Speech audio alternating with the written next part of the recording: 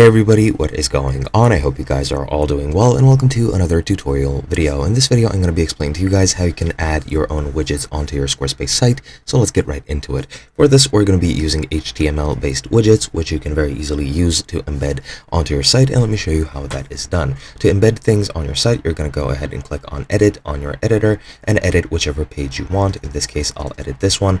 Not sure why it doesn't want to actually access the editing page, so let me just refresh the page really quickly, and then it should allow me to edit the page while it's loading. There we go.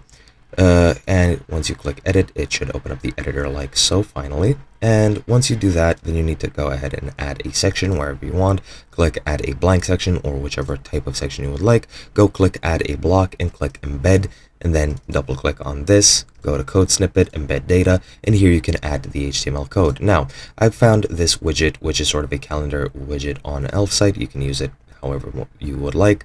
Just click continue with this template, then add to website for free, and it's saving my widget. And as you can see, you need to sign up to embed the widget, so let me just continue with a Google account and just copy over the HTML code.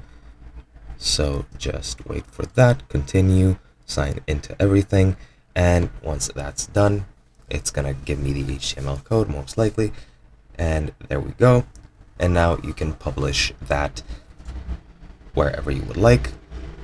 And as you can see, I'll just select the free plan, and there we go. You just need to copy and paste this code into whichever platform you would like, so I'm going to use it here. And now that that's embedded, the script is disabled, but you can preview in safe mode. And as you can see, now it's embedded.